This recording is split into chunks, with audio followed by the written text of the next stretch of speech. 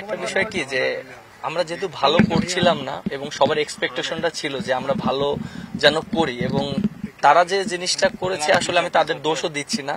তারা আমাদের কাছ থেকে চায় যে আমরা ভালো কিছু করি, এবং আমরা যদি ভালো করি তারা অনেক খুশি হয়।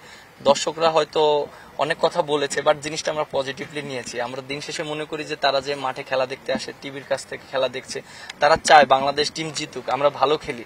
এবং এন্ড অফ দ্য ডে তাদেরও বুঝতে হবে যে আমরা তো সবসময় চেষ্টা করি ভালো খেলার জন্য, আমরা তো কেউ খারাপ খেলার চেষ্টা করি না। বাট দিন শেষে হ্যাঁ, ভালো একটা এক্সপিরিয়েন্স হয়েছে। আর আপনি যেটা বললেন যে সাপোর্ট, সত্যি কথা বলতে যে আমাকে সবাই সাপোর্ট করেছে মেন্টালি।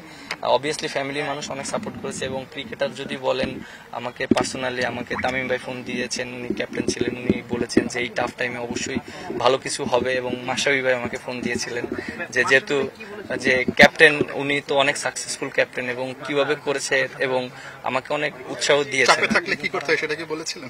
না, অনেক আমাকে হেল্প করেছেন সত্যি কথা বলতে, এবং উনি অনেকে আমাকে সাপোর্ট করেছে, মেন্টালি অনেক সাপোর্ট করেছে। মাশরাফি ভাই কি বলছেন একটু বলা যায় কি যে কি বলেছেন? না, ও অবশ্যই বলেছে যে এই সময়টা মেন্টালি অনেক স্ট্রং থাকতে হবে, এবং আমার জন্য জিনিসটা ইজি না, যেহেতু আমি ক্যাপ্টেন্সি করছি। আপনি দেখেন যে যদি কোনো সিনিয়র প্লেয়ার টিমে থাকতো তাহলে আমার জন্য জিনিসটা ইজি হয়ে যেত। যে লাইক আপনি দেখেন যে আমি যখন ক্যাপ্টেন্সিটা পেয়েছি, আমার কিন্তু কোনো ওইরকম সিনিয়র প্লেয়ারকে আমি পাইনি। রিয়াদ ভাই এবং মুশফিক ভাই দুজনই রিটায়ার্ড নিয়েছে। হয়তো মুশফিক ভাই, রিয়াদ ভাই দুজনে যদি মাঠে থাকতো আমার জন্য কাজটা ইজি হয়ে যেত, অনেক ডিসিশনের ক্ষেত্রে ইজি হয়ে যেত।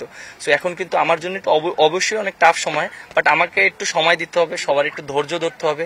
এবং অবভিয়াসলি আমি মানুষ, আমি ভুল করব, বাট সেই জিনিসটা যদি সবাই সাপোর্ট করে, এবং দিন শেষে তো আমরা দেশের হয়ে খেলি, এই জিনিসটা আমার কাছে মনে হয় যদি সবাই একটু সাপোর্ট করে, একটু সময় দেয়, আমরাও ইনশাল্লাহ ঘুরে দাঁড়াতে পারবো। আপনার জন্য তো টাফ টাইম এবারই প্রথম, তো এই এক্সপিরিয়েন্সটাও তো আসলে নতুন করে আপনাকে বলতে পারবো না। দেখেন যে আমরা তো ক্রিকেটার, অবশ্যই আমাদের টাফ সময় আসবে। আর আমার কাছে একটা জিনিস মানে মনে হয় যে খারাপ সময়ের পরে ভালো সময় আসবে। আমার যেহেতু যে সময়টা আমার গিয়েছে, হয়তো সামনে আরো ভালো সময় অপেক্ষা করছে।